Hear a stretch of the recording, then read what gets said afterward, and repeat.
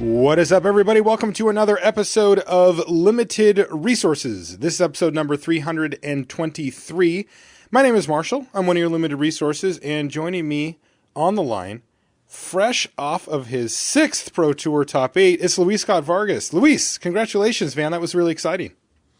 Yeah, thanks. I agree. It was exciting. It's funny because, we kind of had a chat on the show about it before, and you bring it up every once in a while and stuff, but I got to say, seeing you back in that top 8 was really cool. Yeah, I was pretty lucky last weekend, and I'm glad it all lined up perfectly. I think that's kind of all you can ask for. I feel like I played all right, and I feel like I caught the breaks I needed to catch, which is awesome. You also drafted very well. That was fun. For people, I can actually find the video, and I'll link it in the show notes. You guys can watch Luis's draft on day 1 of the Pro Tour, and it was a really interesting draft, actually, and it ended up going quite well for you, too. So I'll put a link to that in the show notes. There are two keys to that draft, or 3, actually. One was opening Fall of the Titans. The second was good start. Was taking Saddleback Lagak over Wall of Resurgence, which I think really set the course for the draft. And then the last one was getting past Mina and Den 8th pick after committing to Red Green. So yeah. These are all things I'll take credit for one of those 3 things. The middle one I think was on me. The other 2 not so much. No, but I mean that middle one was pretty important as it turned out. So anyway, I'll put a video up and you guys can watch it at home from the Pro Tour. It's really cool. All right, so we've got a special guest on the show this week. I'll introduce him in just a moment. Before I do, I want to remind you that Limited Resources is brought to you every week by Channelfireball.com. Of course, you can get Oath of the Gatewatch there. If there's anything that you had your eye on, post Pro Tour or whatever, there's quite a few cards that might be of interest to you, and you can find them at Channel Fireball. And also, I want to remind you to go to gphouston.com if you're planning on attending the Grand Prix there on February 26th through 28th. There is a cap on how many players can play in it, so you want to make sure you get your seat and don't try to cut that too close. It's, of course, going to be standard, and Luis and I will be there doing coverage, and very much looking forward to that. The show is also brought to you by you. Patreon is a way that you can support the show directly. You can go to patreon.com/limitedresources to check it out, kind of get a feel for how it works, and you get some cool perks. You get a card sent to you in the mail as a thank you. It's a custom card that I had made by Inkwell Looter. He did the custom art, and you'll get one of those either way, and there's some other cool stuff that you can get as far as perks go on the Patreon page. One of those perks is that you get to ask a question, and you can put it in the question of the week thread, and then I'll pull one of those out every week. And here to help us with that question, as well as get some interview time in and some interesting conversation, is Andrew Cuneo. Andrew, his Pro Tour debut was way back in Paris, 1997. He plays on the Pantheon, and he is a Platinum Pro and longtime Magic player, and I'm really happy to finally have him on the show. We've been kind of chatting about it for a while. Andrew, welcome to Limited Resources. Hi, thanks for having me. I've been a fan of the show for a while, and I'm happy to get a chance to come on. Yeah, it should be good. And I'd like to note that Andrew's not making that up. I know that him and Owen have listened to the show on road trips before. I think going to Grand Prix Atlantic City, is that right? Yeah, I made Owen listen to it, and it was the one. It was some sort of sealed deck advice one where neither of us followed any of the advice we heard, but it was still entertaining. I'll have you know I top 8 at that Grand Prix, so clearly the advice was great. That is true. All right, Andrew. So you're gonna kind of come with us on our weekly journey here, and we're gonna start with the Patreon question of the week. This one comes from Richard Scott, who says, "Thanks for the show and congratulations to LSV on the top 8. It seems like I've hit a wall recently while playing limited events. The last 4 drafts I've done online, I've only won 1 match. I try to keep track of my drafts and review replays to see if I can spot any misplays, but it doesn't seem to be working. Have you ever run into a wall while playing? It just seems like I'm not progressing as a player. How do you get to overcome the wall? How do you not get discouraged? I used to think I was an above average limited player, but now I'm having doubts. Thanks for the advice." And I think this is something that anybody who's dedicated any of their time to a pursuit that involves variance, especially like built-in variance like Magic and other games have in there, have probably experienced something along these lines. And it also brought up an interesting conversation that I had with my friend Adam earlier today, who said something similar to me. He said, look, I was really crushing the drafts at the beginning on Magic Online, and now I'm not. And I'm kind of evening back out, and I find that I'm having a hard time getting wins on the board. And, I talked to him about it, and I thought this would be a good question from Richard here, because, I think that people have to remember that when a new set comes out, it does bring out a lot of players that don't play as often as us on the show and you listening. And you'll probably have an advantage on them on multiple ways. You're probably going to be a better player just at your core because you tend to play more than those players. And also, you have an informational advantage that's pretty big. Just by listening to this podcast, you get that. By reading articles, by thinking about the cards yourself, you're kind of sort of generating this bank of information that's helping you win and know what cards are good already and know which things you should avoid and pitfalls, and you don't have to go through those learning phases where other people don't necessarily have that advantage. And so you'll smash them for a while. And then what happens is, as they kind of get it out of their system, but you're still there because you're the grinder, you're the person who wants to keep getting better and playing, well, you're going to be sitting with other people like that too. And also the community of drafters will start to adjust to how, the draft format is, what colors are good, what cards are good, that kind of thing. And it sort of gets back evened out.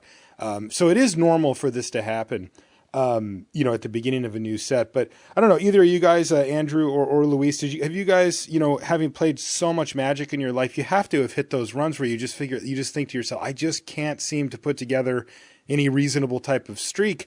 Andrew, has that ever happened to you? And how do you deal with it if it has? Yeah, for sure it's happened. Actually, this time in our testing, both Huey and I were just doing horribly in our practice drafts. I have the spreadsheet open here, and I think I won 38% of my matches, and Huey won 36%. So we were both just getting crushed in the practice drafts. And I think to work through that, you just sort of need to be cognizant of, why are you losing? And sometimes the answer is just you're losing because you're not drawing a good mix of lands and spells, or you're not opening well, or stuff like that. I actually went into the Pro Tour feeling pretty confident in the draft format, even though I'd just done a lot of losing, because I knew that it was mostly just running a little bit bad in the practice drafts.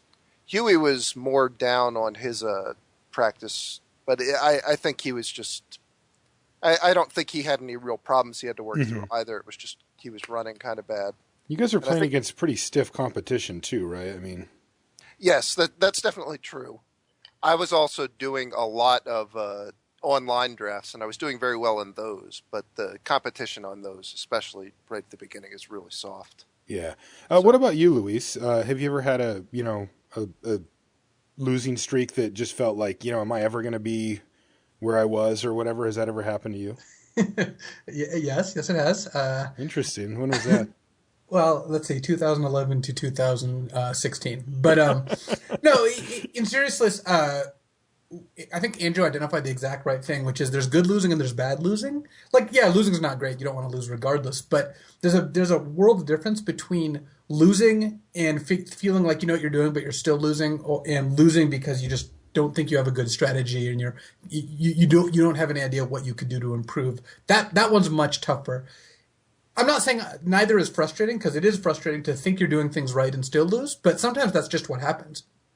I've definitely had tournaments where I know I had a great deck, like in the constructed part, and I feel like I've had a good draft strategy and I still lose a bunch.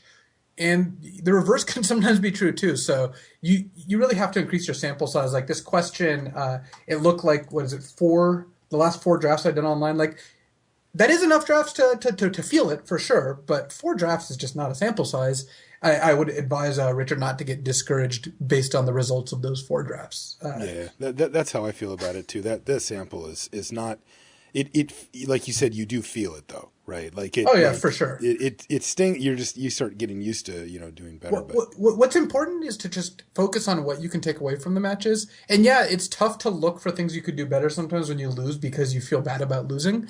But you really have to divorce the results from the process, because if you're not finding ways to do better, why is your result going to change? And yeah, sometimes you get to the end and you feel like, okay, well, I did what I could, and I don't know what I could have done much better, but usually there's something. And yeah, when you take those lessons to heart, sometimes that'll be enough to to kind of give you a better opportunity to hit a good streak of luck and end up doing well. Yeah, going back to what Andrew said, I really do think it's one of the great underrated skills in like higher level gaming is the ability to look at a loss and genuinely look at it and say, I know the reason why I lost, and it wasn't out of my hand. It was out of my hands, and now I'm not going to change. Because most people start off at that, right? They'll look at a loss that they could have changed or that they could have done something different, but they don't properly evaluate it, and they blame luck or they blame their opponent or they blame some shuffler or whatever thing comes to their head, and they never change and then they never improve. But I do see among the really high-level players, it can be really tempting to try to find something wrong with every loss and say, well, I'm going to fix that. And there are definitely times when you lose and it just didn't have anything to do with you. And it's easy to pile those in with the losses that you did make mistakes on or where you misdrafted or where you had a bad strategy. And the really elite players can separate those out and understand, have a better feeling for where they're at in any given format. And I mean, that's some pretty high level stuff, but hopefully it helps you out, Richard. Shall we crack a pack, gentlemen? Sure. Are you excited, Andrew? Your first crack? Yeah. Do I have to bring my own pack? No, I've got it for you here. In fact, it was given to me by Jacob Chisholm. Thank you, Jacob. All right. We get it. This is our first little insight into how Andrew approaches this format. So the first card up is Expedite. That's the red instant that gives a creature haste until end of turn, and you draw a card. Yeah. Any thoughts, Andrew? Obviously not going to first pick this one. It's a card that you sometimes want it in the blue-red archetype, but other than that, you just don't even play it, I don't think. McKindy Aeronaut is our next card. It's the 1 and a white 1/3 flying ally. I found this card to be surprisingly good, just because the ally decks, the support decks really want 2-drops and want flyers. This does both. And the black-white cohort decks want good blockers and 2-drops, and this also does both. I'm not saying the card's fantastic. Would not like to first pick it, but I feel like this card gets played almost every time. What do you think about it, Andrew? You like McKindy Aeronaut? I like it fine. I actually think in the past couple of years, they printed 1/3 flyers for 2 mana in a bunch of sets, and they just always wind up kind of overperforming where people expect them to be. Yeah, I find this one to be the case too. Yeah, so I think at this point people should stop being surprised. Like, I think 1/3 flyer for 2 is just a solid card. Andrew, unrelated, do you like Kite Sail Scout now in the support deck? Well, I'm hoping we were going to get into that. I have not. That kind of white-green support deck you were describing was something that, in our testing, like nobody was very interested in even trying it. Wow. Huh. All right. We'll hold that thought. We will get to that later. Then. Now I got to hear about What's that. the next card in the pack? Is it Kite Sail Scout? It's that would be very unlikely. It's Abstruse Interference, which is a card I still haven't played against yet. It's 2 and a blue instant, and it's 4 spike. It counters a spell unless the controller pays 1, and you get a Scion. Have you played this yet, Andrew? Have you gone down the line to Abstruse Interference? I have sideboarded it in once against somebody who had a deck that is the name of that card Roiling Waters. It's like the blue the 7-drop. Mm-hmm. Yeah, I think Yelger was playing me with a deck that had like 2 of those and had Eldrazi Devastators and stuff in it. So I just boarded in every counterspell I could, and I got to Abstruse Interference's Stasis Snare. Oh, that's pretty nasty. awesome. That's great. I think this is a card you should never put in your main deck, but you could sideboard it in if you think your opponent's mana curve is super high. It also has really good story equity. If you ever get fun with it. Yes, it has perhaps some of the highest story equity possible. Kozilek's Translator's next. That's the 4 and a black 3/5 that you can pay a life to add a colorless to your mana pool. I like this card fine. I think it's pretty solid. It's been solid for me too. Again, none of these really jump out as first picks. Here's Lead by Example. We'll apparently be talking about this a little more too. The 1 and a green instant. It just says support 2. This is actually a trick I've played with a lot, and I think it's a good trick. It's one of the better tricks, I think, that you can get in the format. Okay. Yeah, that's interesting because, there are quite a few different combat tricks in this format. So Lead by Example is one of the few that leaves the counters behind, perhaps being a little less powerful otherwise. Corpse Churn, 1 and a black instant. mill the top 3 cards of your library, and then you can put a creature card from among them into your hand. You're a Corpse Churn guy? I haven't I've been played impressed with by this card. I think I actually had it in one of my PT draft decks. Wow. Actually, I'm remembering I did. I played it because I had gotten a Kozilek's return. Ah. So I wanted to fill my graveyard, and I actually won a match by doing that, where I Corpse Churned, hitting my Kozilek's return, and then cast a Ruin Processor a couple turns later. Corpse Churn even finds the Ruin Processor. Yes. Look at that. That's nasty. Corpse Churn, clearly not a high pick, but this card, it's got a little utility. There's more going on here than might meet the eye, where if you have a deck that has graveyard synergies like Baloth Knoll is another one, this does something. I mean, this is not just an unplayable card. Have you guys seen anybody raw dog a Corpse Churn yet, where they just cast it on turn 2? I have not, but that sounds awesome. That also has high story equity. Ben Rubin did that repeatedly in our testing. How did it work out for him? I think he got a creature every time. Well, he is likely to get one. I mean, assuming that he has, enough creatures. Blinding Drone is next. This one's been pretty good. It's 1 and a blue, 1/3, and you can pay a colorless and tap it to tap a creature. I like this card a fair amount. It's I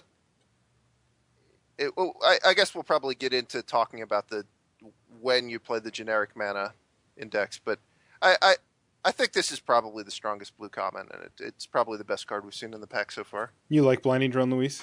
Yeah, I also agree that it's the strongest blue common and, well, the best card so far. Well, it depends. What is the Corpse Churn going to hit when you cast it on turn? That is the problem, isn't it?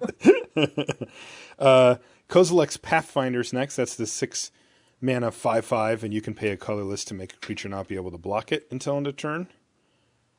Kind of the big generic dummy that goes at the top of some decks. I have played this card. It's fine. It does its job. It's just very low on the pecking order as far as when I'm actually going to pick it. Yeah, this card's not exciting to me at all. No.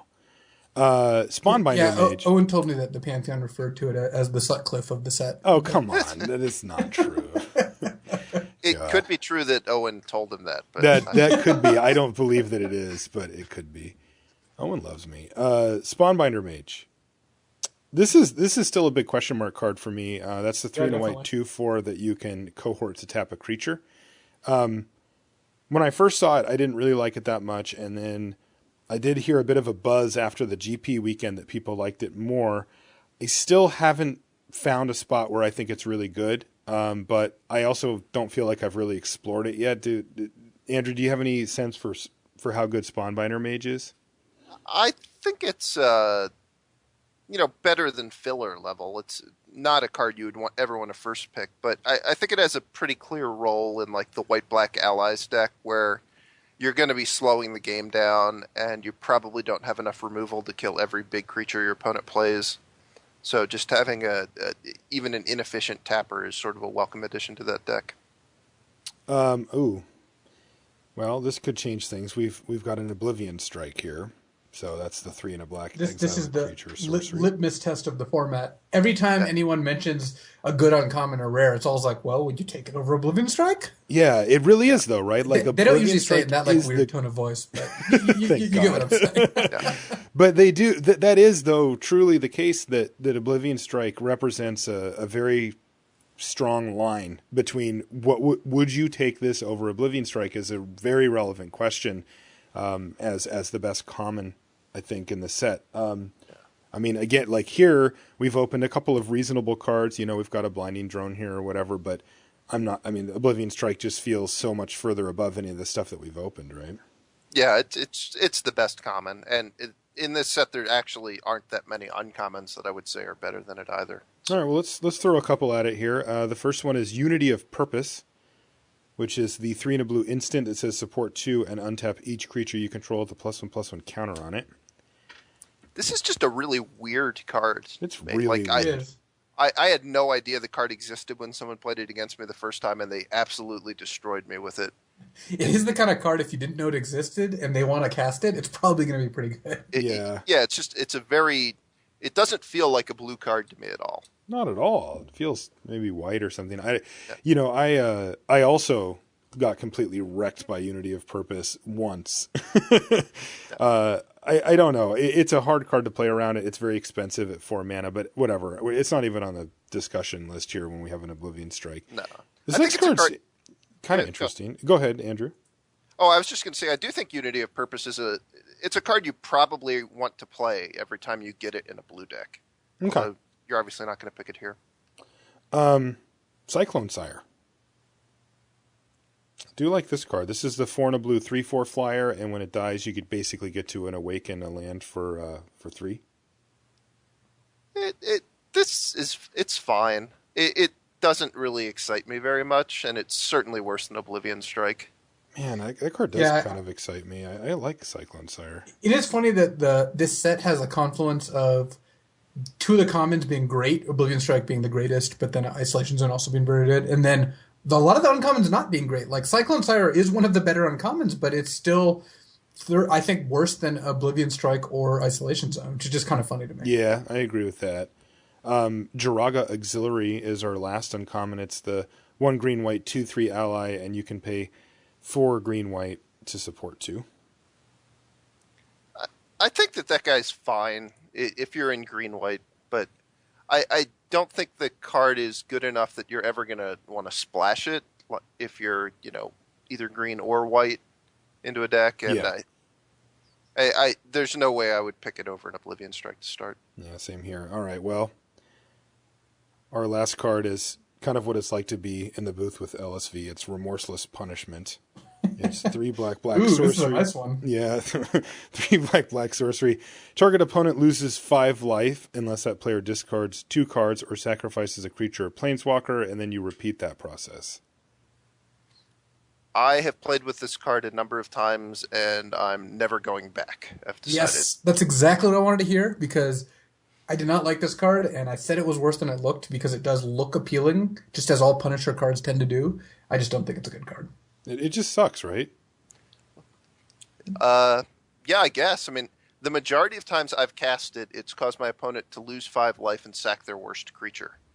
And that was after putting a decent amount of effort into trying to kind of set it up so that it would work out as best as I could make it. It's just, it really is not a very effective card. Yeah, we kind of called that one. I don't know. It looks like it's trying to push those boundaries, right? Like, we've all, Well, the greatest trick's going to happen is when an actual good Punisher card gets printed, right? Right. We're all going to think that it's bad because it's a Punisher card, and it's just going to be amazing. But see, that's it. And this one looks like it's it. trying to level that up by saying, all right, fine, we'll give you what we would have printed before. We'll make it a little more expensive, and we'll do it twice. Now will you play it? And so far, the answer to R&D has been no. You need to go even better than this. So, yeah, I do appreciate that Andrew took one for the team and tried it out for us there, though. So we're all just taking Oblivion Strike, right? Yeah. I am. yeah, I don't think it's particularly close either. No. Yeah, Oblivion Strike's a little overpowered. Like, maybe if it was 2 black, we'd have more discussions, but the fact that it's just, like, easy and even splashable if you really want to makes that less enticing. Okay, so let's move on now. And let's get into the nitty-gritty here with Andrew. We brought him on the show to pick his brain and to help bring, we like to bring other people on the show to give other perspectives on Magic. And Andrew, having played on the Pro Tour for such a long time and testing with some of the best players in the world, certainly has a lot to say. Now, I think we should actually rewind a little here and start off with where we kind of started to go down before, which is this green-white deck. Look, I've been pretty impressed by this deck. I haven't seen it in a while. I think it got maybe a little popular or something because I haven't been able to draft it. But the pieces seem to be in place for this green-white deck to do well. But you said that you guys on the Pantheon were not interested in it. What was your thinking there? And walk us through what you think about the deck. Well, it sort of, I don't know that we had, anyone specifically had reasons that they weren't excited about green-white, but I listened to your show last week where Luis had said that it was one of the top 2 or 3 archetypes he thought in the format. And I've got our statistics for, color pairs that were drafted in our in-house. This isn't fair. You have statistics? Oh, I do. We have predictions. He has statistics. Well, So it was only drafted 7 times versus some of the more popular decks were drafted upwards of 15 times. So it was just something that people didn't seem to try very often. And Why do you think that is? Well, thinking about the creatures in Oath, I don't think there are very many white creatures that lend themselves to going in aggressive decks, which is what it kind of confuses me that people are so excited about it. Like, I thought aggressive green-red with the support cards was a really good deck. And I think the difference is just that you don't get as many, right? Like, you don't get shoulder to shoulder, and you don't get relief captain if you're lucky.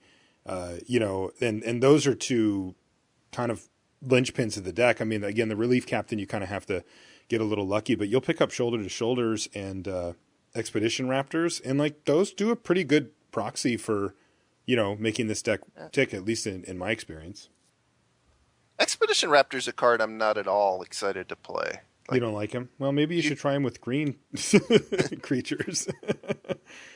Maybe. I mean, I can remember at one point in one of our practice drafts, I had drafted green-white and Owen had drafted green-white.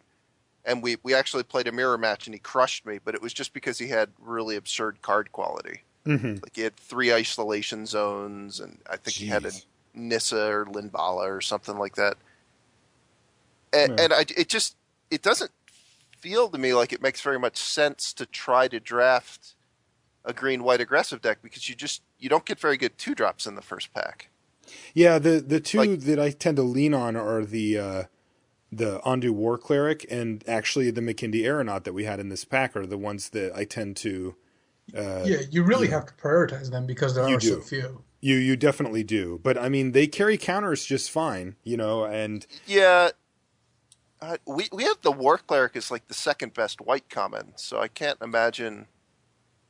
At least in our drafts, it was not a card you would expect to get very late into the packs. No, you definitely like. I think that when I was drafting, whenever I've drafted the green white deck, which has probably been twice or 3 times, or it hasn't been that many, but when I have, I've definitely prioritized 2-drops. And one thing I haven't played much of is Lead by Example, the card that we had in our Crack-A-Pack today. I don't prioritize that one in the deck, and I also don't go down to the 1-drop slot very often. One of the things that kind of jumped out at us at the GP in Vancouver was we were kind of covering Nagoya, and the person who won Nagoya did play green-white support, and it was like an all-in green-white support deck, like 3 1-drops, multiple Lead by Examples, shoulder to shoulder, all that kind of stuff. And the crux of these decks seems to be Saddleback, and if you can get it, Relief Captain, but if you can't, shoulder to shoulder are kind of the cards that propel the deck forward.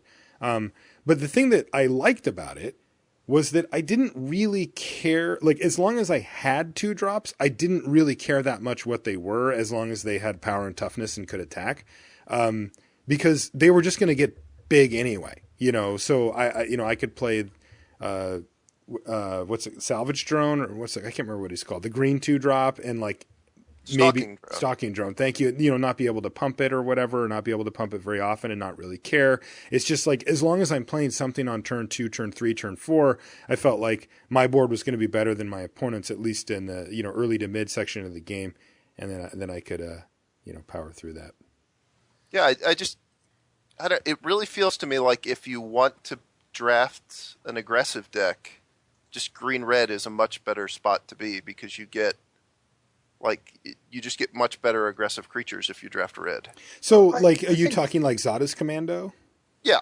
Well, Zada's Commando is just excellent. Right, but do you think you get that more often or less often than Ondu War Cleric, for example? I think you get it more often than you get Ondu War Cleric. Well, Ondu War Cleric is such a high pick in the black-white deck. Yes. Yeah. Whereas Zada's Commando is not. I mean, you play it in blue-red, but it's not like the card you want more than anything else. There are other cards that. No, but it is important. I mean, those 2s, to enable your, turn 4 2-drop Boulder Salvo or whatever is like pretty big deal. I definitely feel the pressure on myself to pick up those cheap, and especially efficient 2-drops like the Commando in the blue-red deck. I definitely, feel that weight when I'm drafting, and when I see a Commando and I pass it, I feel bad. feel like well, I think part of the reason to draft the green-white deck is I do think Expedition Raptor is good in this particular deck. Though it's funny because so our team, you know, when I talked to Marshall last week on Limited Resources, I recorded it on Tuesday night, and then we all met on Wednesday night / Thursday was when we had our limited discussion. So our team actually was kind of in two groups. One group was all the people who tested in the house and drafted in the house, and the other group was all the people who drafted basically online almost entirely. And a lot of us, myself included, didn't really like Expedition Raptor as much as almost any of the other cheaper white cards, but a lot of the guys in the house really like the Raptor a lot more. I still don't really think it's that great, but it is good in this deck. Mostly what this deck is looking for, besides the low drops, which I agree is one of the weaknesses that you can't always get it, is Isolation Zone. The fact that Isolation Zone is a great removal spell. I mean, that's a reason to be in white. And the cheap white cards in Battle for Zendikar, specifically Kitesail Scout, if you get enough actual support, since Kitesail Scout into 2-drop into like a Saddleback is really, really good. Yeah, for sure. Andrew, I wanted to ask you, to broaden the topic a little bit here. Oh, by the way, going back to statistics, I went back to our team forums because we actually did keep track of these things. So in the house, the green-white deck was actually crushing. It went 11-9. 11-9? Is that what you said? Yeah, it sounds like you guys don't do as many drafts as we do.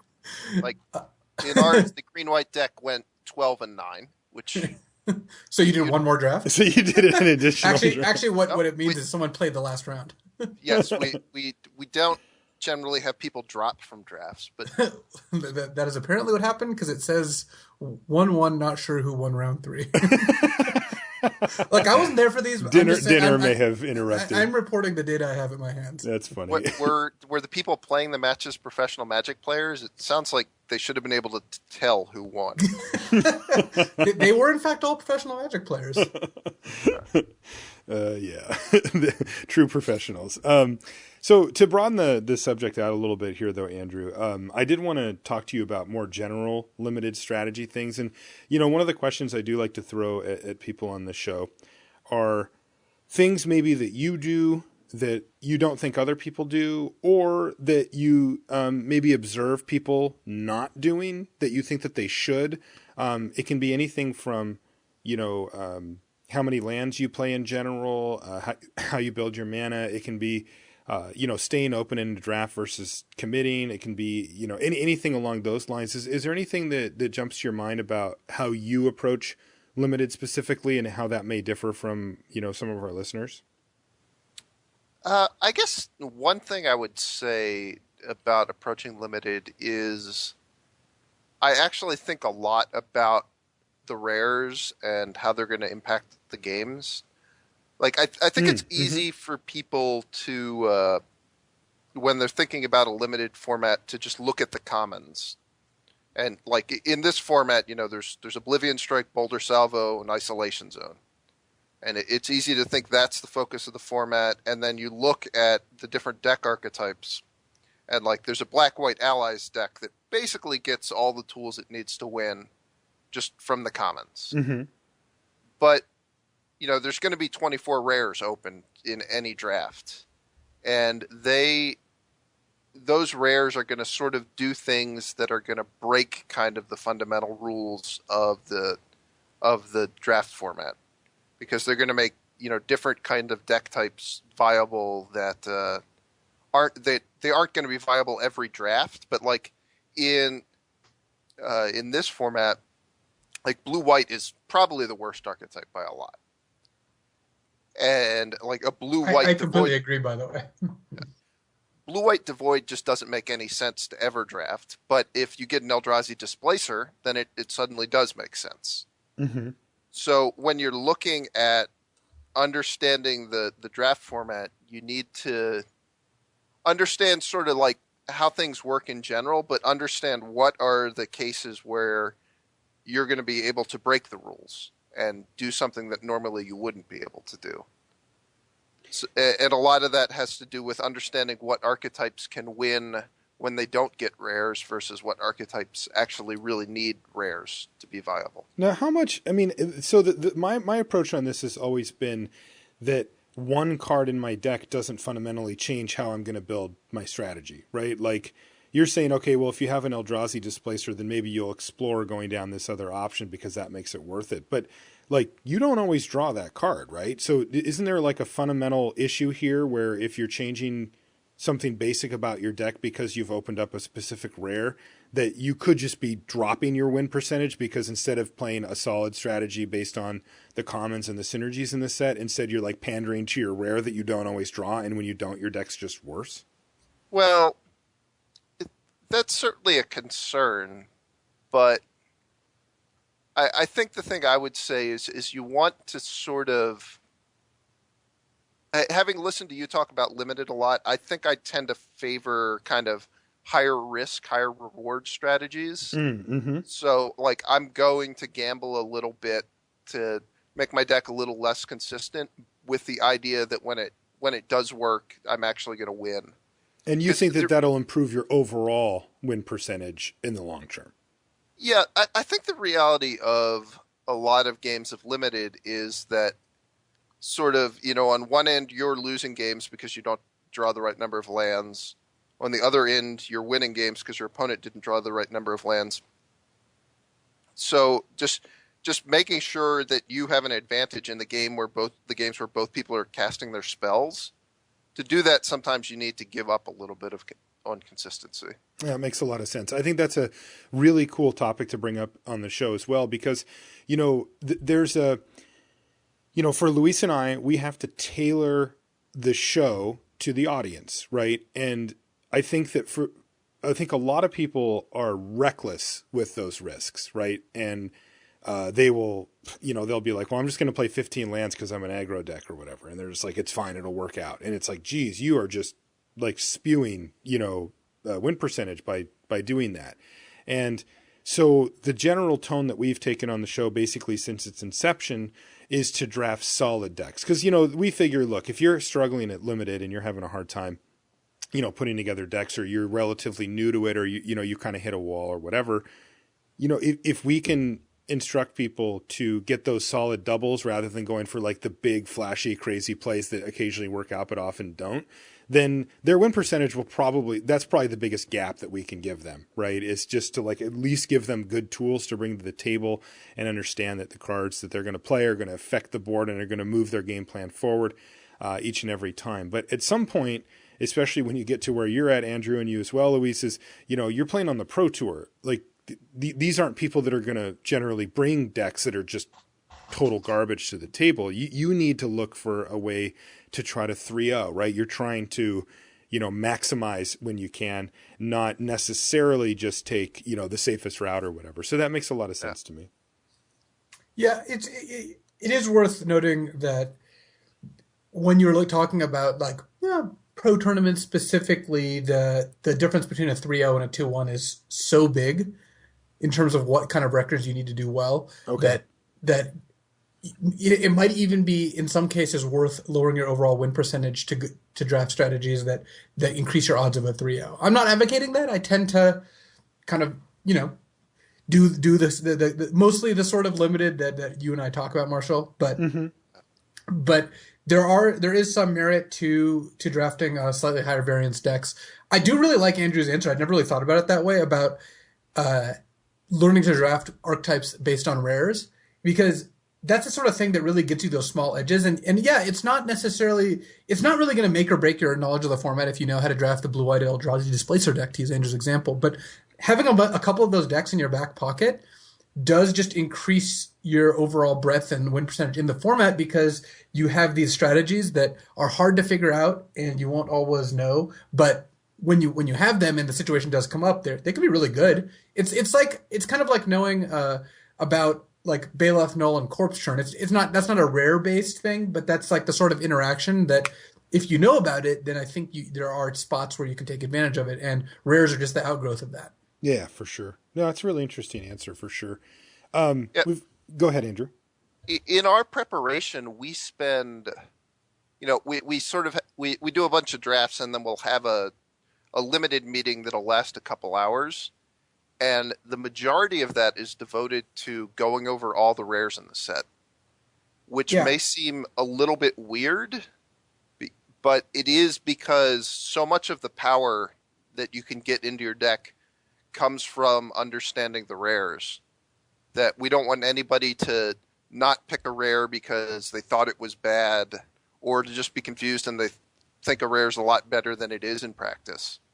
Like, understanding how strong all the rares are and what kind of decks they can go into is actually something we place a pretty big premium on. I completely agree, and the reason that it's awesome to do that is because you're not going to get a chance to play with all the rares. Like, everyone knows how good Oblivion Strike is because you get to play with it in your first draft, or, you know? Yeah. But knowing that, you know, Zendikar Resurgent, for example, knowing how good or bad that card is, it's just not apparently obvious when you look at it. What do you think about Zendikar Resurgent, by the way? I've had it 3 or 4 times. I think it's not very good. So when I describe it as a 0 mana draw 4, it's not accurate. No, that is that is not accurate. I do have one caveat, though, based on what both of you guys were saying about the rares, right? For people who don't test with Team Channelfireball or Team Channelfireball The Pantheon, where you've got... That's the majority of Magic players. Yeah, and majority of our listeners. The vast majority. Right. I mean, except for you, Owen, who I know you're listening. You know, you guys get to take for granted that most of the players or all of the players in the room could draft a solid draft deck if needed to, if they had some basic information about colors and, you know, how things break down that you guys will find, right? And so that means that if you get to just have that off the table already, then you can start focusing on the more granular things even pretty early. Because I'm surprised to hear that from you, but after I heard you explain it, Andrew, it makes perfect sense that this is where a lot of the edge can be gained. Because if you look at your average pro player, right, who's not on the Pantheon or you know, Team CFB, they're going to spend the majority of their time scrambling just to get enough reps in to be able to piece together some semblance of a format, right? They're just looking to cover that base. But since you guys are confident in your system and confident in yourselves to be able to have that by the time you're in, you have the luxury of going deep and really figuring out some of these little nooks and crannies that I think a lot of the players at the Pro Tour level and certainly below that just won't have in that time frame. So that's interesting. I actually have to disagree a little here. Okay. We're not saying that we don't concentrate on the commons and the archetypes, because I'm sure that, Andrew, I'm sure your team talks about this plenty, and we do too, because it is really important to know where all the commons rank in relation to each other, or at least in what like, you know, what a good black-white deck looks like, and all those things. That's critical. What we're saying is it's also important to talk about the rares, even though most people tend to ignore rares limited. Yeah. I think it's important to know how good the rares are, because unless you draft a format 100 times, you're not going to get to play with almost any of the rares. And it's a way to kind of like trade on what other people's experiences are with those rares. And I mean, we do the same in the set review show, Marshall, where we give our first impression of the rare. Mm-hmm.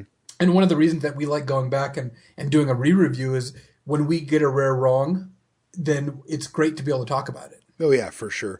Yeah. And I think my concern there was just that I'm glad I wanted you to say that, right? That you guys do spend a lot of time, you know, getting the format shaken out, and that's part of your process that's important. Yeah, we certainly. I just don't want to broadcast, you know, well, hey, the pros say just look at the rares, right? No. We do not take it for granted that we understand the non-rares. I'm just saying that the rares are worth more focus than I think people realize. Yeah, I that's fascinating to me, because they are definitely on the back burner for me. But hearing you guys say that, it makes perfect sense. Like, there's a lot of edge to be gained there, for sure. Yeah. It's fascinating. And for people who are playing sealed deck, I mean, you get twice as many rares. So sealed deck is very much about rares. Do you get to carry over a lot of that information? Because, you know, there's only draft at the Pro Tour, but, you know, Andrew, I see you out at a lot of the GPs, and Luis, you'll make your way out too to play sealed. And does that, you know, we know that there's a difference between draft and sealed and how you have to approach it, but I mean, do you get to just like kind of free roll that information from the Pro Tour testing as it goes on to playing in GPs? I don't know. I pretty much never prepare to play sealed deck, and I've actually done fairly well at it. You just do you just sort of put a translation layer over it where you're like, things will be a little slower, I want a few different types of answers, but you're saying you just don't, you know, get in there and like actually like play like how Owen does, where he'll just play a bunch of sealed to prepare? Yeah, I don't enjoy playing sealed deck very much, so gotcha. I find it hard to play more than like 1-2 tournament to prepare. That's amazing. You'll just bite your lip through one sealed tournament and then you're just done with it. Yeah. You know, both Andrew and I have the advantage of being able to talk to Owen, which comes with, like I said, for a lot of reasons, that's a significant advantage. I don't know that Owen has ever given me any useful advice on sealed deck. Oh, I didn't say he would. I was just saying we had the advantage that we could talk to him. But no, he actually has given me plenty of good advice, which I then take to the show. It's great. Everyone wins. Yeah, it is good. We've got a few questions from our patrons here for you, Andrew, and there's a couple of kind of little easier, lighthearted ones. I'll start with this one from Zach Levine. He says, Andrew, what's your favorite pre-modern draft format? So before 8th edition. I guess I would still say Mirage Vision's Weatherlight. Okay. What do you like about it? The first format designed for Limited, as far as everyone says. Well, I think it's a pretty well-balanced format, and there's a lot of interesting cards in it. I would say that there's this impression that I think people have now that sets are made so much better for Limited than they were 15 years ago. And I actually don't. I think that the sets now are made fine, but the sets back then were, for the most part, made fine as well. And what has changed in your mind, having drafted back then and drafted now? Well, creatures are overall better now, which leads to the games being faster paced. And also, they don't print nearly as many defensive kind of centric creatures, where it used to be like very common that every set or every block would have a white common that could tap to prevent 2 damage to a creature. Those were fun. And like it was almost always the best white common in the set, and it just led to a lot of kind of ground stalls. And on the board tricks where less experienced players would attack 3/3s into 3/3s and just watch their creature go to the graveyard. Like how many people decided draft wasn't for them after that happened to them a bunch of times? I don't know. not Andrew's problem. Not Andrew. Look, I know you were the one preventing the 2 damage. Don't get me wrong. I understand where you're coming from. Yeah. It used to be the case that in a lot of the older sets, you would sort of, once you knew a little bit about your opponent's deck, maybe you knew they had like one particular rare you were going to have a hard time beating. You would just have one card in your deck that could kill that guy's rare. And the game would be so slow paced that if you ever drew that card, you'd just keep it in your hand, like for the next 10 turns, awaiting the rare. That's great. So this is back when you had 1 Terror and they had 1 Sarah Angel, and you knew if you cast Terror on their Hill Giant, you would lose the game. Yeah. Oh, man. So it led to a lot more kind of making a long-term plan for the game rather than just trying to figure out how to deploy your stuff as efficiently as possible. Which sometimes you'll play matches now where you need to make a more long-term plan, but a lot of it is just trying to get your deck to curve out as well as it can, and just put your opponent on the back foot.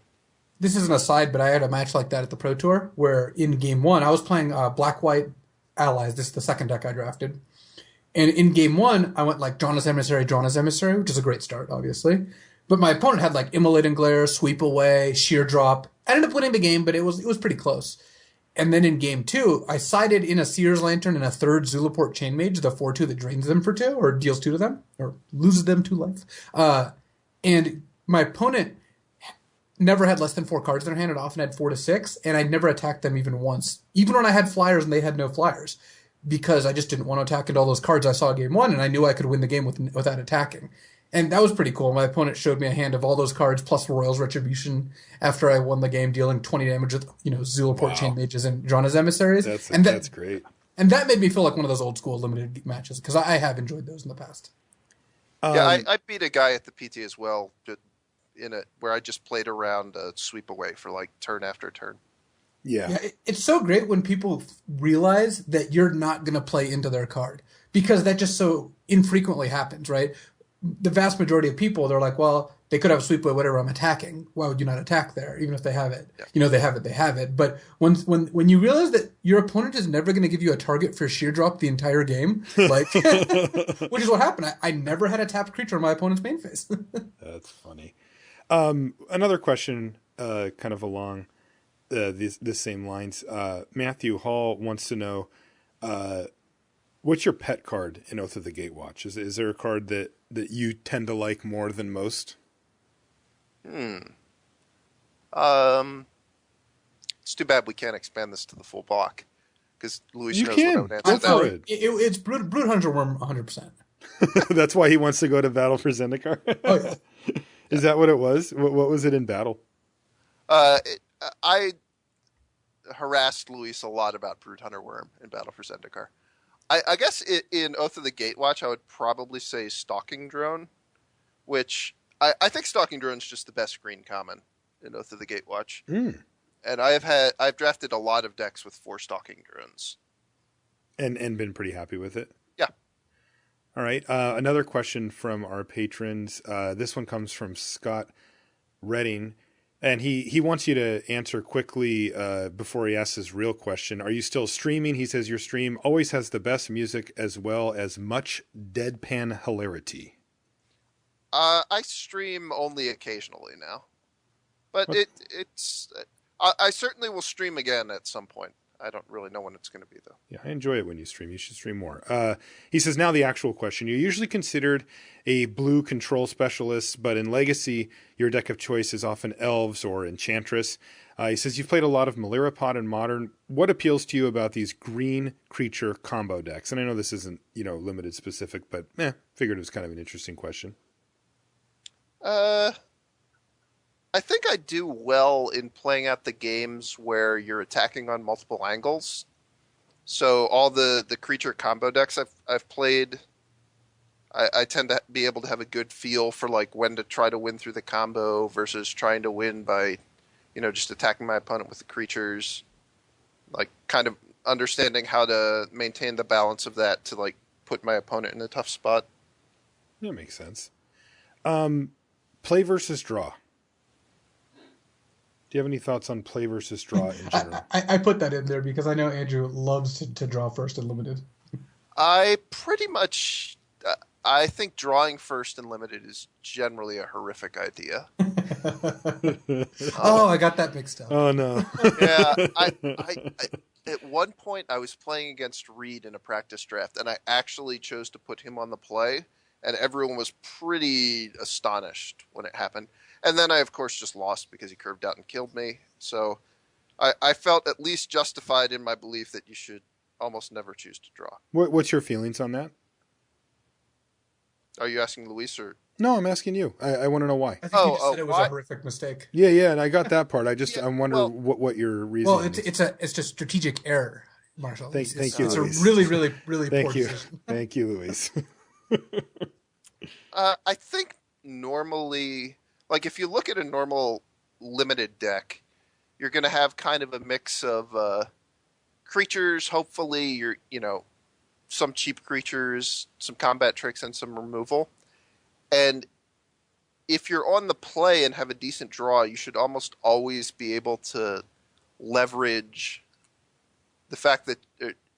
Or if you're on the play, you should almost be able to leverage that into some sort of tempo advantage that leads to you having maybe not actual card advantage, but you just get to deal, you deal your opponent 8 extra damage because you're on the play, which it's not that hard to have something like that happen. So most of the time when people say that they prefer to be on the draw, it's because they've like filled their decks with like fortified ramparts or like mind rots, stuff like that, which those cards, like, they're okay cards, but I don't tend to play them all that often. So I think if you're going to put combat tricks in your deck, you really always want to choose to be on the play, because you're so much more likely to get the scenario where you're able to attack into your opponent where their mana is tapped and your mana is not. Right, and then you can fire off those tricks for value. What about Oath of the Gatewatch draft specifics here. We've got a bit of a sense for what you thought about a couple color pairs here, but what are your big picture thoughts on it? What are the colors and the color combinations that you think are really the best and maybe even the worst? Well, going into the Pro Tour, I thought that black-white was one of the best decks and was also a very obvious deck. Then the other two decks that our team liked were blue-red and green-red. I actually wanted to ask Luis, and I guess you as well, Marshall, if you had a chance to go and watch the, I think it's a Draft 2 draft viewer, where Huey is drafting to PV's left, and like PV drafts red-blue and passes Huey a red-blue deck. I have not watched it yet. I will do so, though, because that sounds interesting. Yeah. Because Huey felt that he had wound up with a better deck, despite the fact that PV was passing him. Like that can happen, but I looked at PV's deck, and his deck seemed really good to me. So. Well, yeah, they both had Jorian. Actually, wait, I looked at Huey's deck too. I saw both these decks. This was Huey's 6 flip-through space deck, right? He had 6 of them. Yeah, and then Paulo's was like Fall of the Titans, Jorian, and Huey also had Jorian, I think. Yes. Yeah. I went and watched PV's draft, and there was no points where I was like, I really felt he was making mistakes. But then I watched some of the feature matches, and he had cards like Kozilek's Pathfinder in his deck, which The old Sutcliffe. Yeah, it's not great. I've already got a card named after me, all right. Hey, Marshall, I have to go get the door. Someone's here. I'll be back in like 2 minutes. Okay. So. Yeah, I can handle Andrew. Sorry about that. So blue-red is a deck that you guys liked coming out. You guys liked black-white. What else was on the list? Red-green was a deck that I had drafted a lot online, so I felt like I was going to be comfortable drafting that. I also was sort of into drafting green-blue. Like, I spent in just straight up triple Battle for Zendikar, I drafted green-blue just over and over for no real reason. Yeah, I was going to say that's not a common color pair in that format. No, but I just drafted it repeatedly to see if I could get it to work, and I did okay with it.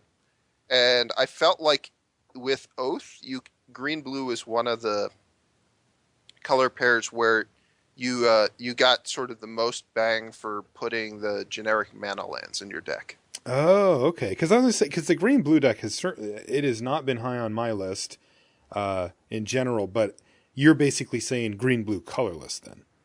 Yeah, like you want to get Blinding Drones and Stalking Drone, and then go out of your way to get maybe 4 of the lands, so that you can activate all these things.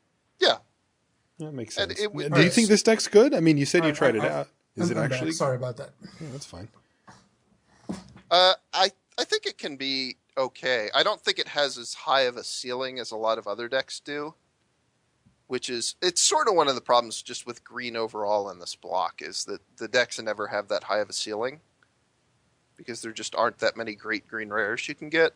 But I think if you're looking at like a draft where you don't open anything great, don't get past anything great, you can actually have a pretty good deck if you just pick up some Blinding Drones and some good green creatures and the lands to make them work. So, Luis, we're talking about green-blue with colorless as an archetype that Andrew's sort of explored as he's gone through it. I found it to be god-awful, but it seems that if you add the colorless and get the Blinding Drones and the Stalking Drones, and that can help power it up a bit. The only way I have really gotten into... Are we going to cut back, or what's going on? We're still live, Luis. I see. You didn't want to edit that out? No. I enjoyed all of that. All right. Well, in that case, let's roll. The only way I really get into blue-green, by the way, or that I found the most easy way to do so is getting past Void Grafter, the 2/4 uncommon. Like, sometimes you'll get past 1/5 pick when you're in one of those colors and you kind of end up moving in, or you'll get past 1/7 pick. And I've wheeled them before, too. I think the first time I drafted it, I took 1/6 hoping to wheel it and wheeled it, and the deck was great. I mean, blue-green Devoid is a real deck. It's just you need the pieces. And, Andrew is also saying that he felt like the ceiling wasn't as high as he'd like, mainly due to the fact that the green rares aren't great. And I'll also add in that, you're picking up green Andrew, cards you out really of the like third rares pack. and limited, don't you? I do. That's how I judge whether or not I've had a good draft, is how many rares I get. Including that land. Is a surprisingly accurate way of judging drafts. Though I will have you know that I never cast Fall of the Titans for any real effect during the first draft. So that is pretty unlucky. You do have to admit that. I don't have to admit that, but all right. What hard-hitting question here? What do you think about Bonesaw? Oh yeah, good question. It seems really awful to me. Like, I've seen people, use Bonesaw to get their Goblin Free Runner into play on turn 2. And then attack for 4 on turn 3? Yeah. Well, yes. But I think every time anyone has told me a story about how Bonesaw was good for them, there's always a Stonehaven Outfitter in play, which Stonehaven Outfitter is a good card. Mm-hmm. And you can pair it with Bonesaw. It's a good effect. But Bonesaw I'm probably never going to put in a deck this entire format. I've put one in one deck because I was streaming and they goaded me into it, and I hated it immediately, and it was terrible the whole time. Yeah. I think Bonesaw is great and underestimated, and you probably shouldn't play it very often. We got another question from Patreon from Brian Howard, who says, Andrew, Marshall, Luis, now you've played both formats, what are the key differences you've observed between Oath of the Gatewatch Sealed versus Oath of the Gatewatch Draft? Any cards that jump out to you as night and day different between the two formats? And Kite Sail Scout. Kite Sail Scout's the card. Andrew, you said that... I already mentioned it, but yeah, that go ahead. definitely is one. What about you, Andrew? You said that you don't test for GPs. You didn't play in one the week before the PT, right? Yeah, I have not played Oath of the Gatewatch Okay, so Sealed at all, so I really couldn't answer that. Sorry, Brian. I have another question. By the way, if you're talking about specifically Sealed, I'm going to rewind that a little. Yeah. I thought you just meant Draft. I do not think you're going to get a support deck that is going to be good in Sealed very often. Like, you'll play the cards with support, like Lagak, and actually, like, Raptor sounds perfectly acceptable in Sealed. You're not going to get the curve and the support you need to draft a deck, or to play in Sealed a deck that has Kite Sail Scout in it. So don't look for that to save you there. Yeah, that's a good point. Down the road says, Andrew, what cards incentivize you to play mid-range or controlling decks in Oath of the Gatewatch Draft? Kind of interesting question. Yeah, it is. I'm trying to think of any in particular. I guess I kind of... My draft deck on day 2 of the Pro Tour was basically like a black deck that splashed a little bit of red and a little bit of green, which when I showed it to Reed was like, I can't believe you drafted Jund. Because that's very much in his wheelhouse, but not something he really thought I would ever do. But I wound up being in that because I'd gotten like a lot of slaughter drones, and then I opened a Kozilek's Return, and then in Battle for Zendikar I got past From Beyond. I have a question about this deck. When you say it's in Reed's wheelhouse, do you mean like a house that has wheels, or like a house shaped like a wheel? Both of those. God. Oh, so it's shaped like a wheel, but it also has wheels. Okay. Yeah. It's actually... This is we'll edit an that archetype out. Van Ruben pioneered that was just Jund fireballs. He had this deck repeatedly in testing where he was just like a black-green deck splashing for 2 Rolling Thunders. That's awesome. Sounds kind of sweet. Look, BR marches to the beat of his own drum. He just got second at a Grand Prix with a 64-card constructed deck. So, Indeed. Take from that what you will. I had a question. Luis, you just asked about Bonesaw. Another sort of point of contention that I discovered at the Pro Tour was blue-black as a control deck. I know, Luis, that's a good question, too. You were pretty high on it coming in to the PT, but I did mention it to some of the other players from other teams, after the PT was kind of winding down, and asked them where they thought about it. And, some of them gave me some looks like, I think it's one of the worst decks. And I do have to point out before Andrew answers, actually, I'm less high on blue-black than I was before the PT, okay. even though I do still think blue-black Devoid is definitely a deck. Okay. Yeah, that's fair. And of course, these things are always fluid. So yeah, I'm not trying to pin it on you as the champion of blue black, but I am curious just because there did seem to be some If someone is going to be the champion of blue black, it's going to be me. It would be you, but I'm not going to quite give you that crown at this point. So Andrew, where are you at on blue black? I'm assuming devoid in Oath of the Gatewatch draft. I haven't really tried it very much myself. In our testing, it did not do particularly well. It went 25 and 32, which is 44% win rate, which I was surprised when Luis said he liked it a lot, because it seemed, from watching other people draft it, to me that it was a deck that was so reliant on rares.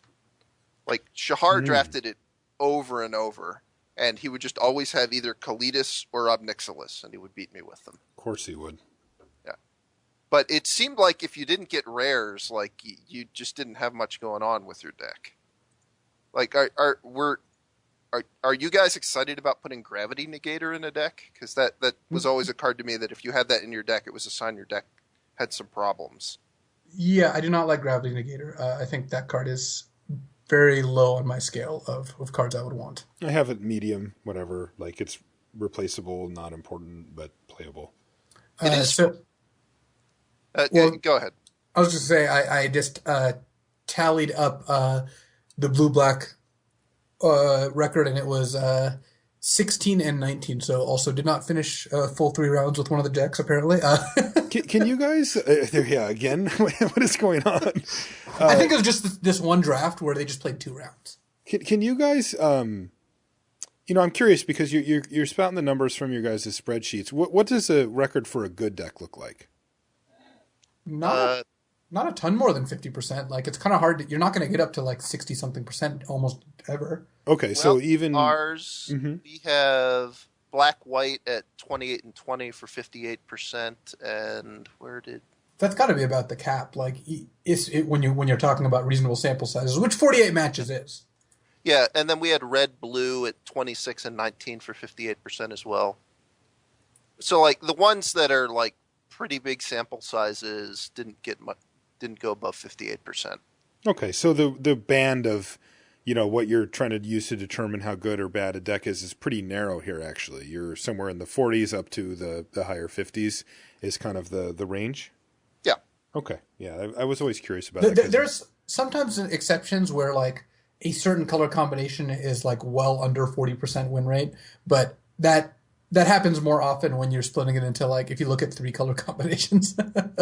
Sure. Like train wreck drafts or people experimenting really hard or doing something that probably isn't going to work, but it might, so they'll try it. Yeah. Yeah, it makes sense. Let's see. Let me see if we have any other questions from the Patreon. Luis, did you have any questions for Andrew? I did. One of a kind of repeated theme among Andrew's kind of limited discussions is drafting the lands you're going to play in your deck. Which there's a real question here and a not real question, just so we're clear. The not real question is, why do you like limited formats where you can only play the lands you draft? I think it's fun. I mean, it's like, I like doing it with my friends because you can really taunt people when you have a good draw. Like, I played Yelger in a draft like this, and my deck had 5 basic lands and an Evolving Wilds in a 40-card deck. And I cast Cyclone Sire on turn 5.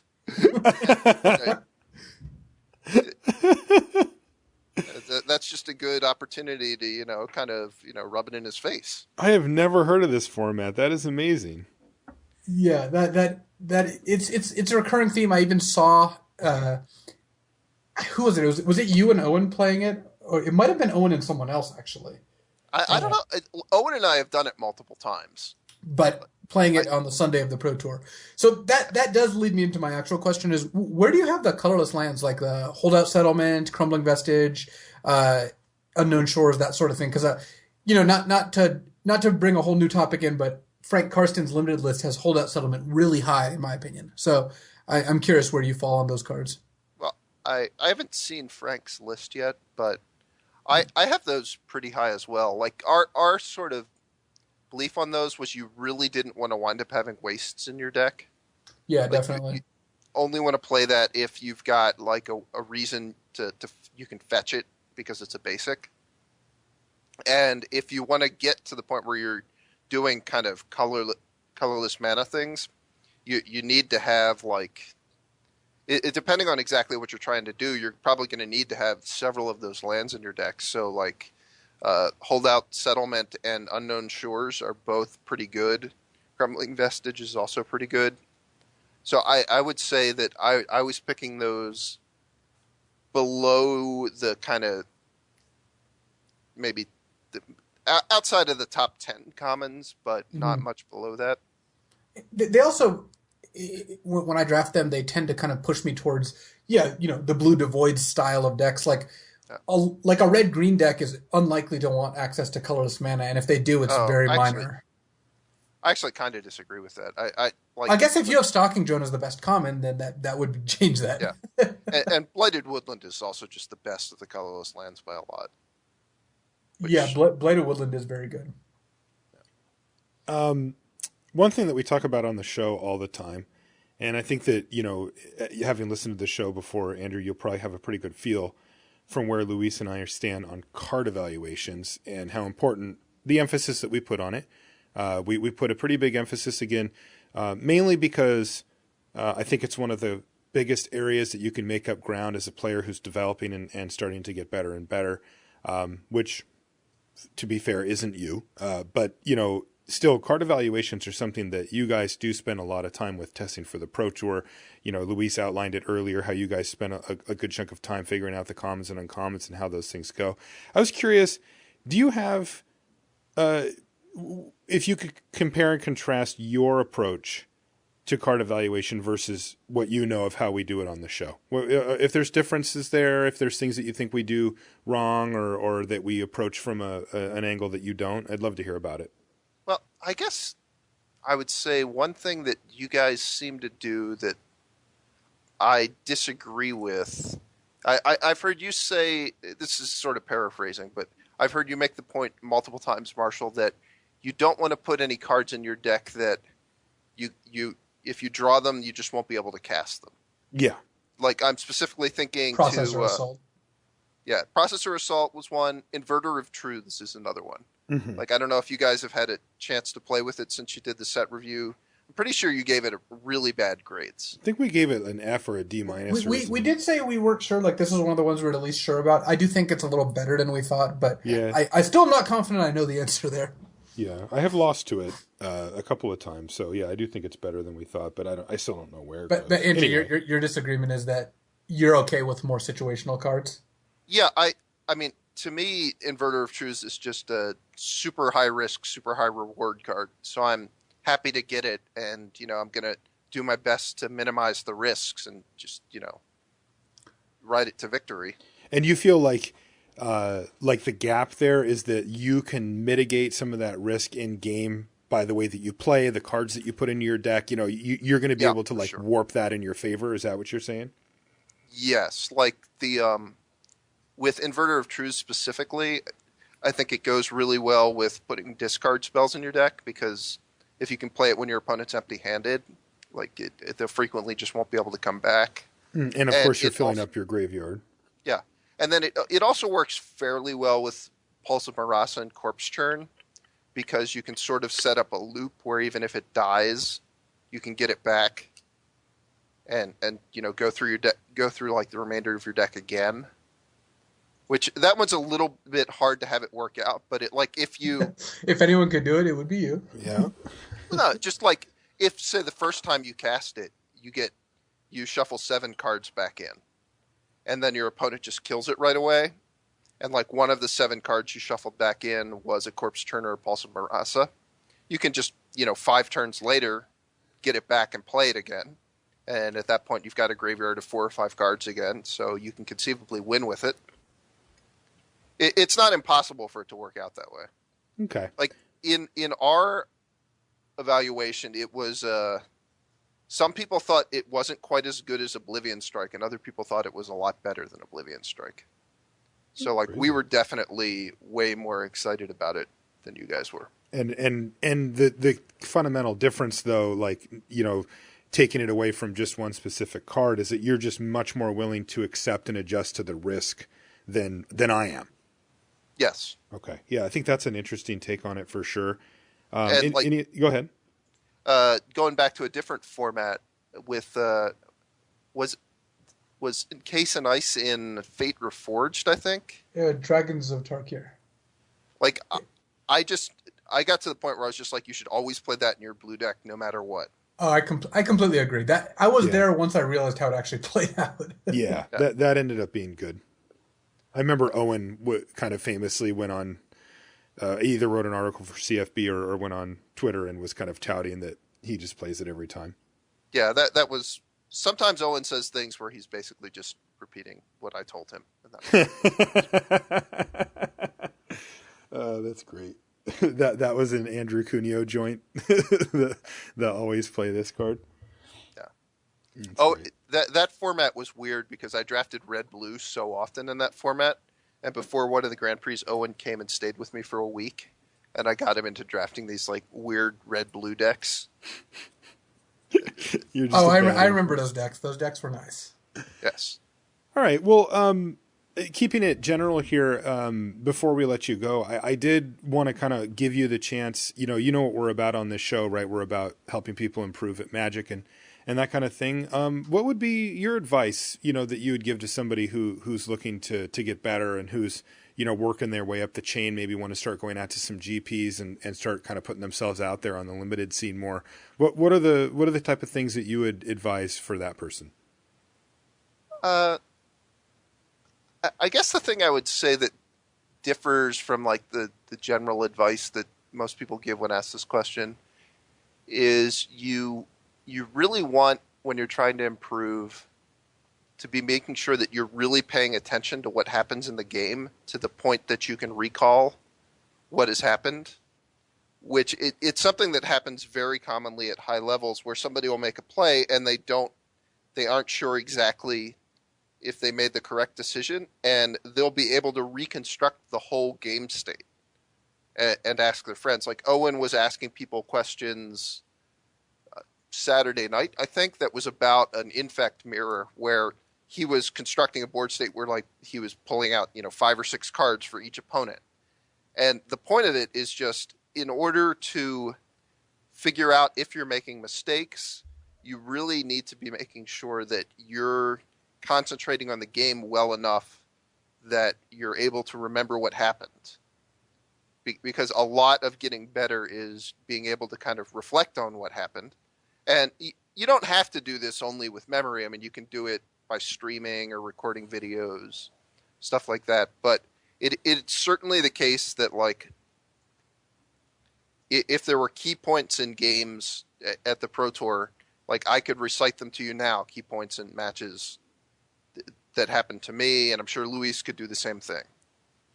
Yeah, I could. There's a lot of different matches that I've played in my life that I remember very well. So yeah. That is just part of it, I think. It's not that you have to have this memory to be good. It's that a lot of the people who find they have an aptitude for Magic, I think, have this kind of memory, and especially one that keys onto games of Magic. Because I agree with Andrew, being able to... There's two things going on. One is that wanting to ask your friends about situations and these complicated gameplay situations to see what they do is really good for your development. The other is being able to remember all of them has good implications too. Yeah, and I think that, to add on to your point, Andrew, I think that that level of detail is really, really important, right? I have an easy translation for this from poker because there's kind of a standardized way that you tell somebody about a poker hand, and I've had a lot of people ask me, for my opinion on a hand or whatever, and when they do, it's painfully obvious when they've missed one key piece of information. Right. And it actually is interesting because it'll show somewhat about how that person thinks about the game and maybe even some gaps in their logic or their approach. And I think that Magic can be similar to that, where they lay out this whole situation and you're in some combat and they've got 5 mana up and you say, well, how many cards do they have in their hand? And they're like, I don't know. right? And you're like, Yeah. well, this is like super important, right? Because if they have 0, then this play is trivial, and if they have 3, then this play is like it's very difficult. So I think that like that attention to detail certainly goes a long way, because you need to know all of it. I mean, Magic's a tough game, and you do have to know it all. All right. Do you want to hear a bad beat poker hand story from this Pro Tour, Marshall? Oh, I'd love it. Yeah. So I haven't heard enough bad beats in my life at the poker table. So I was playing Heads Up Hold'em with Reed.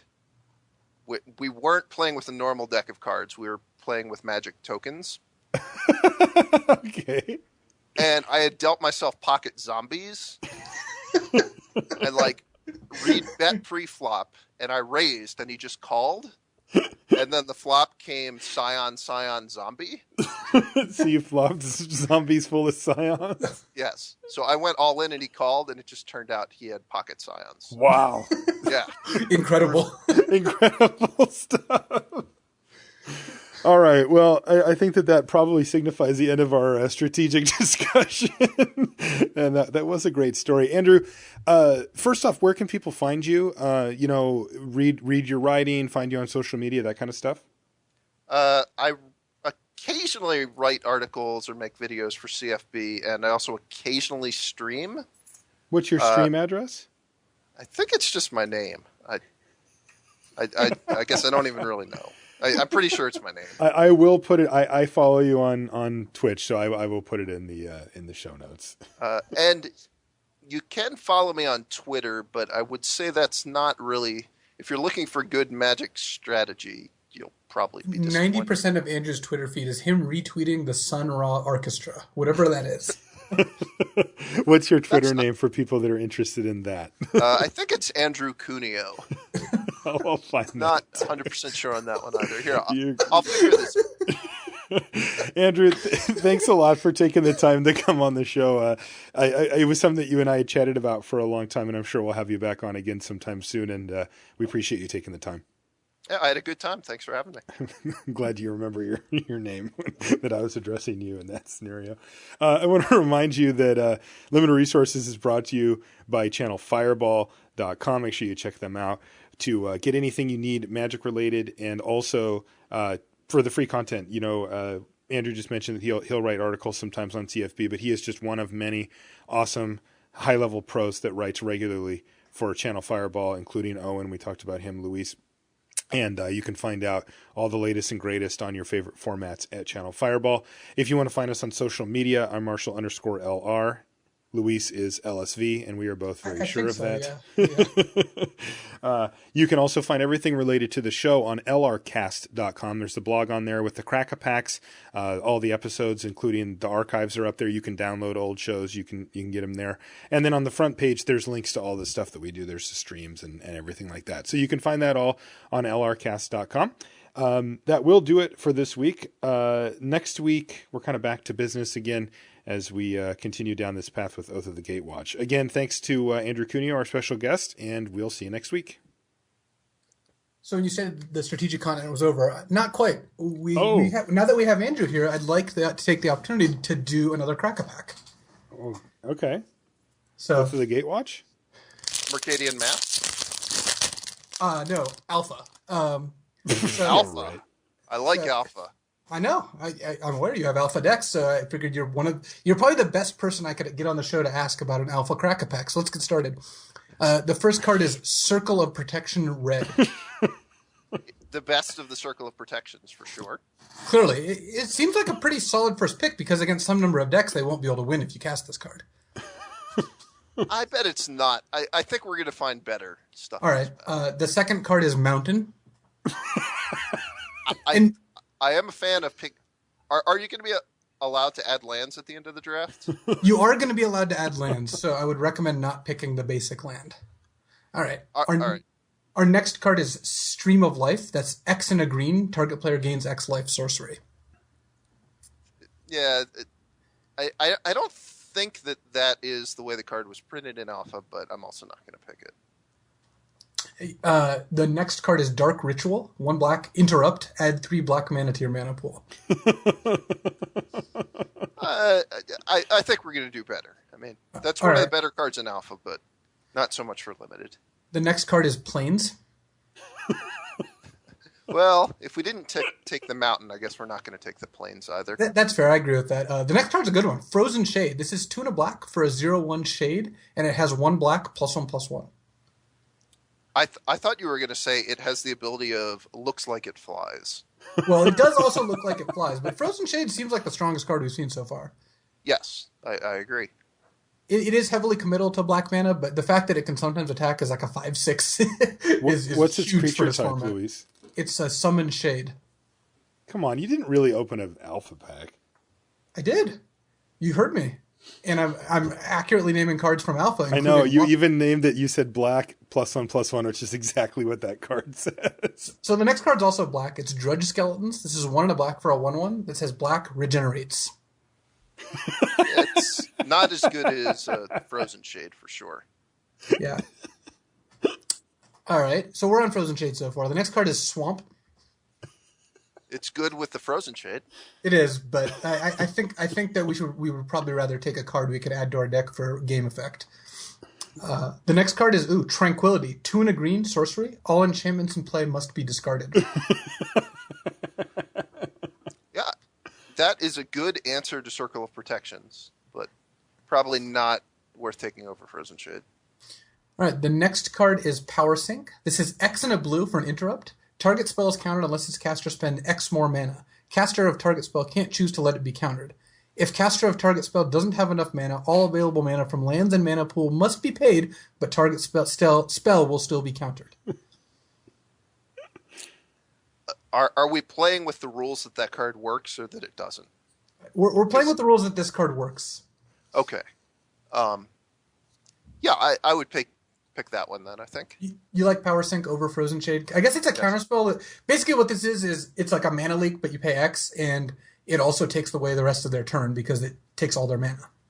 Yes, it's very similar to Syncopate, but it has this extra kind of tap 'em out ability.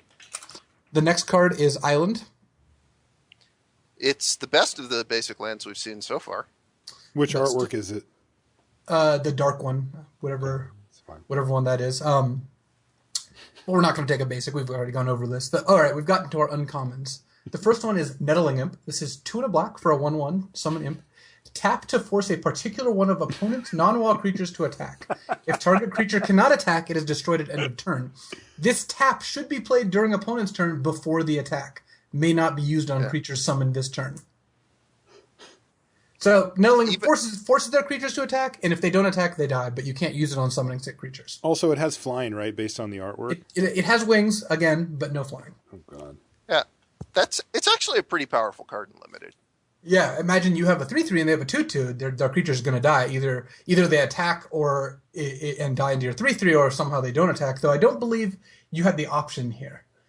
It says force, so they have to attack. Yeah. So I like Nettling Imp over Power Sink, even though there's a lot of black cards in this pack, so we have to be worried about that, passing multiple good black cards, but I would still take Nettling Imp. There's also a lot of basic lands in the pack.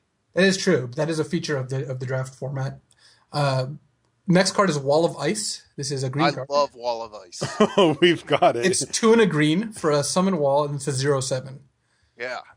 A lot of flavor text there. It's immune to the effects of Nettling Imp. Nettling Imp specifies non-wall.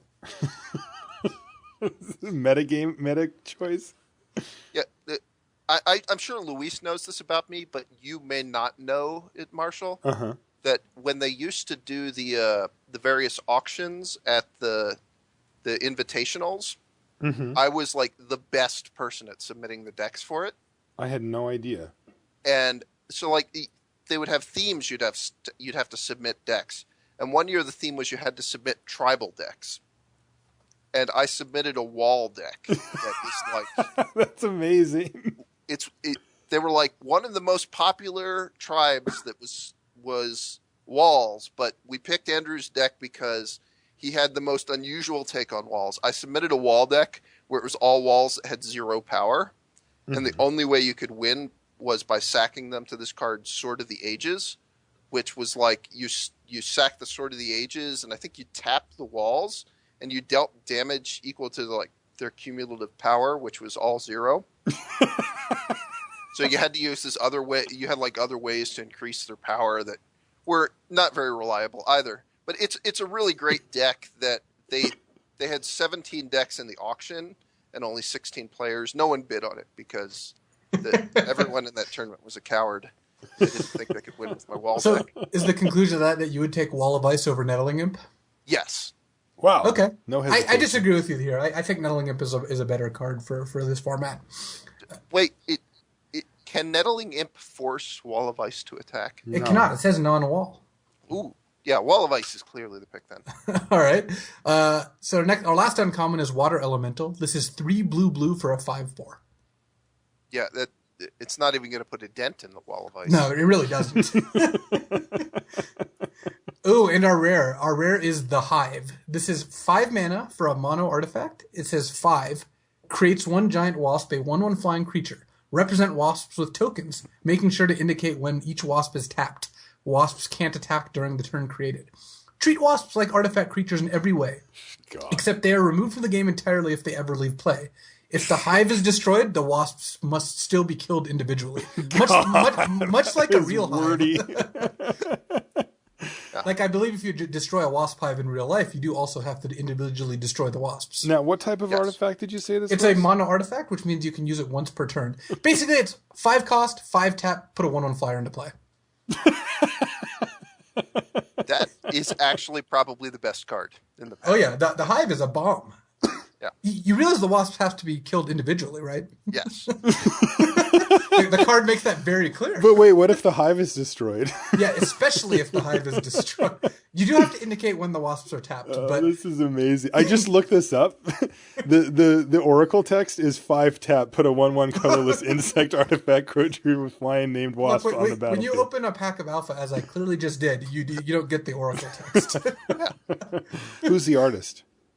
The artist, it's Sandra Everingham. Whatever, you looked it up.